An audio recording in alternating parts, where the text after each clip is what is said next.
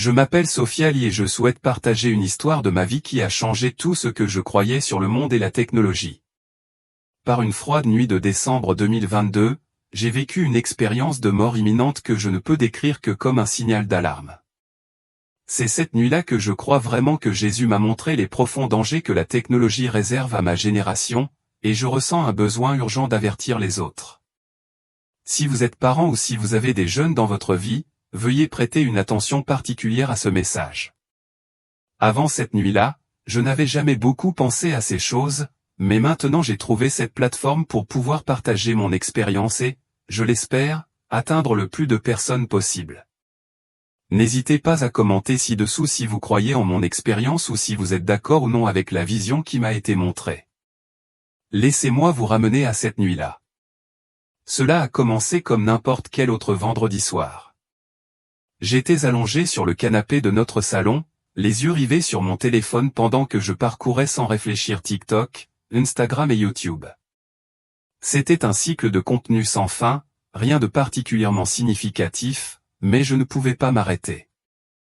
Les heures passaient sans que je m'en aperçoive, tandis que j'étais aspiré de plus en plus profondément dans la lueur de mon écran. Mes parents étaient depuis longtemps au lit et mes frères et sœurs étaient dans leur chambre.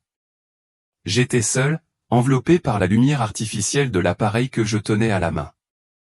C'est alors qu'un étrange vertige a commencé à m'envahir, comme si la pièce tournait. J'ai pensé que j'avais peut-être regardé l'écran trop longtemps, ou que peut-être que ma glycémie avait chuté. J'ai décidé de me lever et d'aller chercher de l'eau, mais avant même de pouvoir bouger, tout est devenu noir. La prochaine chose que je savais, c'est que je n'étais plus dans mon salon. Je flottais au-dessus de mon propre corps, me regardant sur le canapé. J'étais là, affalé avec mon téléphone toujours brillant dans ma main. La panique et la confusion s'installèrent. Étais-je morte? Que se passait-il? J'ai essayé de crier, mais aucun son ne sortit de ma bouche. Puis, soudain, une lumière aveuglante a rempli la pièce, perçant l'obscurité avec une puissance dont je n'avais jamais été témoin auparavant. C'était écrasant, mais pur. Je me suis retourné et il était là, Jésus. Il ne ressemblait pas aux images que j'avais vues à l'église ou aux peintures de l'école du dimanche. Il était rayonnant, plus vivant et plus puissant que tout ce que j'avais jamais connu. Sa présence n'était pas seulement de la lumière, c'était un mélange d'amour et d'autorité, une force qui commandait mon cœur. J'avais envie de tomber à genoux, mais je ne pouvais pas bouger. Il a tendu la main vers moi et m'a dit, « Viens ».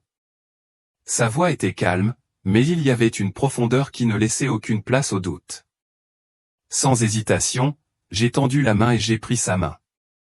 Au moment où je l'ai touchée, la pièce dans laquelle je me trouvais a disparu et nous nous sommes retrouvés dans ce qui semblait être un vide sans fin.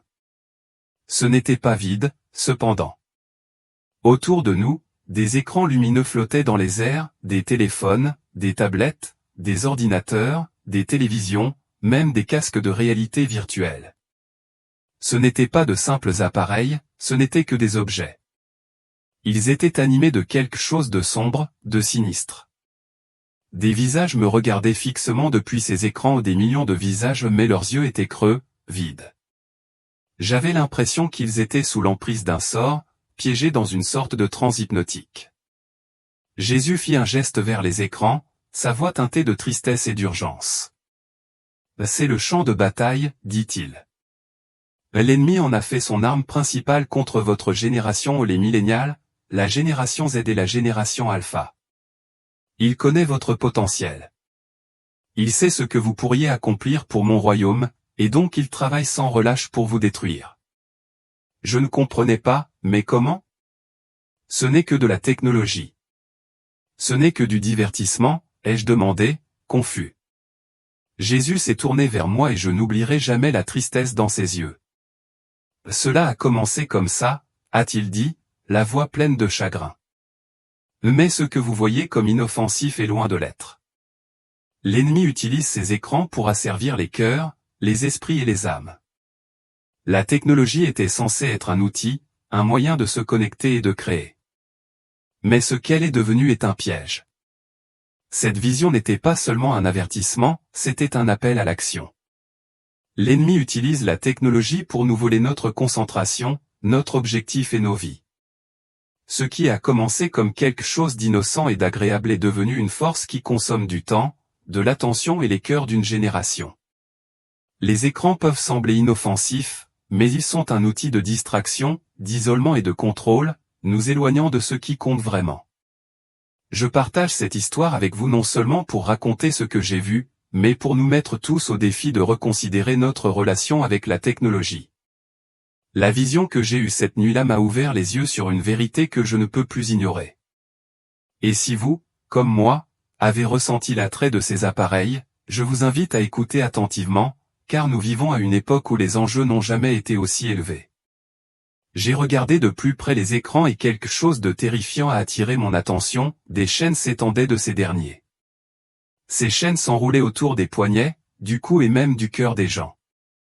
Certains étaient si étroitement enchaînés qu'ils pouvaient à peine bouger, liés par des forces invisibles qu'ils ne semblaient même pas remarquer. Chaque chaîne portait un mot gravé dessus, comparaison, anxiété, désir, distraction, orgueil, envie. Ces mots ont brûlé dans mon esprit, chacun plus lourd que le précédent. Ils ne savent même pas qu'ils sont enchaînés, ai-je murmuré avec horreur. C'est la plus grande ruse de l'ennemi, a répondu Jésus, sa voix lourde de chagrin. Les asservir à leur insu. Alors que je fixais les écrans, ils devinrent soudainement rouges, comme s'ils avaient été consumés par un feu sombre. Des flammes vacillèrent sur les bords et un symbole terrifiant commença à briller sur chaque écran. Mais ce n'était pas seulement sur les appareils eux-mêmes. Le symbole commença à apparaître sur le front et les mains des gens autour de moi, comme s'il était gravé dans leur peau. « Qu'est-ce que c'est » demandai-je, la voix tremblante de peur. Jésus se tourna vers moi avec un air de sérieux absolu, les yeux pleins de tristesse. « Ce n'est pas encore la marque de la bête, dit-il, ses paroles me remplissant d'effroi, mais elle les conditionne à l'accepter. L'ennemi prépare leur cœur à l'adorer à sa place.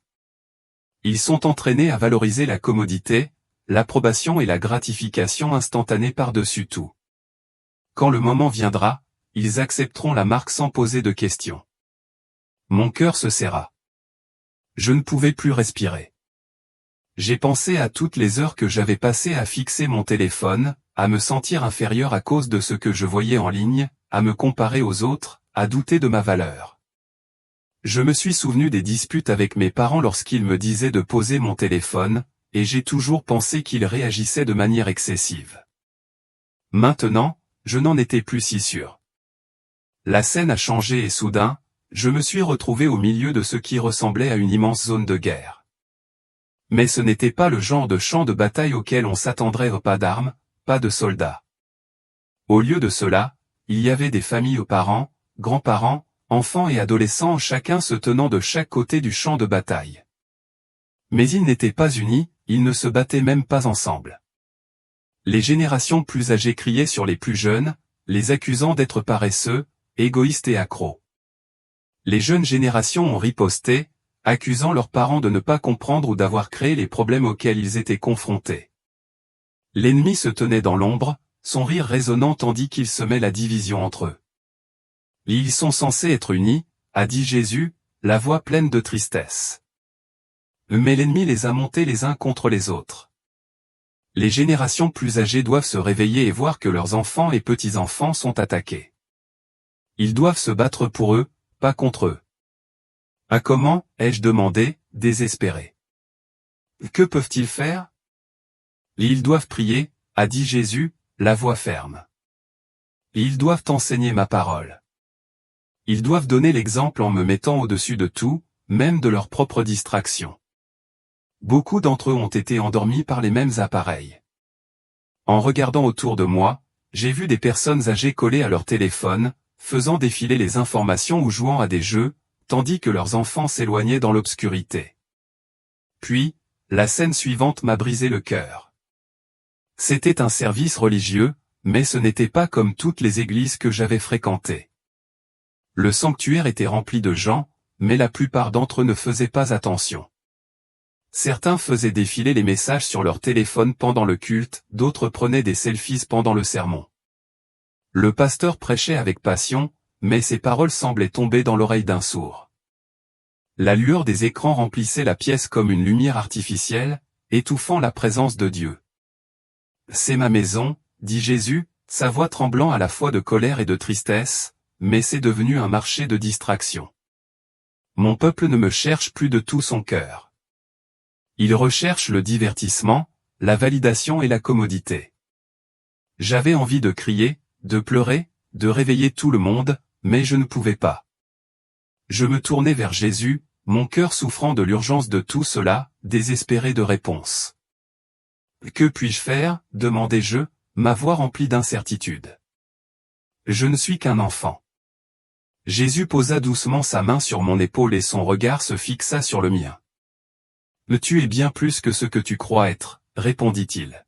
« Tu es mon messager. Je t'ai choisi pour délivrer un avertissement, pas seulement à ta génération, mais à toutes les générations qui suivront. » « Mais ils ne veulent pas écouter, » répondis-je, les larmes coulant sur mon visage. « Ils penseront que je suis fou. Personne ne me prendra au sérieux. » « Ils m'ont rejeté aussi, » dit-il doucement, sa voix emplie de compassion. « Mais certains écouteront et leurs yeux s'ouvriront. Parlez avec audace. Dites-leur ce que vous avez vu. Prévenez-les que le temps presse. » À ce moment-là, ces paroles prirent racine dans mon cœur. Je ne savais pas exactement comment je partagerais ce message, mais je comprenais, de toutes les fibres de mon être, que je ne pouvais pas rester silencieux. La prochaine chose que je savais, c'est que j'étais de retour dans mon salon. Mon cœur battait fort et je pouvais encore sentir la chaleur des larmes sur mon visage. Mon téléphone, qui m'avait autrefois semblé être une partie innocente de mon monde, était maintenant froid, lourd et presque menaçant dans mes mains. Je l'ai jeté à travers la pièce, incapable de supporter sa présence, et je me suis mis à genoux, implorant Dieu pour la force dont j'avais si désespérément besoin. Cette nuit-là, le sommeil m'a échappé. Au lieu de cela, j'ai prié d'une manière que je n'avais jamais prié auparavant. J'ai prié pour mes amis, ma famille, ma génération et même pour les générations qui nous ont précédés. J'ai prié pour que Dieu me donne le courage de partager le message qu'il m'avait confié. Si vous lisez ceci maintenant, je crois que c'est parce que Jésus veut que vous entendiez cet avertissement. Ce message ne concerne pas seulement les enfants et leur téléphone, c'est un appel à nous tous. L'ennemi utilise la technologie pour nous distraire, nous diviser et finalement nous détruire. Il nous conditionne subtilement à accepter ce qui arrive, et si nous ne nous éveillons pas à ce danger, il sera trop tard. Parents, grands-parents, amis plus âgés, votre rôle est essentiel. Priez pour vos enfants et petits-enfants. Ayez ces conversations difficiles. Donnez l'exemple en vous éloignant de vos propres appareils et en mettant Dieu en premier. Et à ma génération, ne laissez pas l'ennemi voler votre âme à travers un écran. Cherchez Jésus. Ouvrez sa parole. Trouvez votre vraie valeur en lui, pas dans les likes, les commentaires ou les abonnés. Le temps presse, et le choix vous appartient.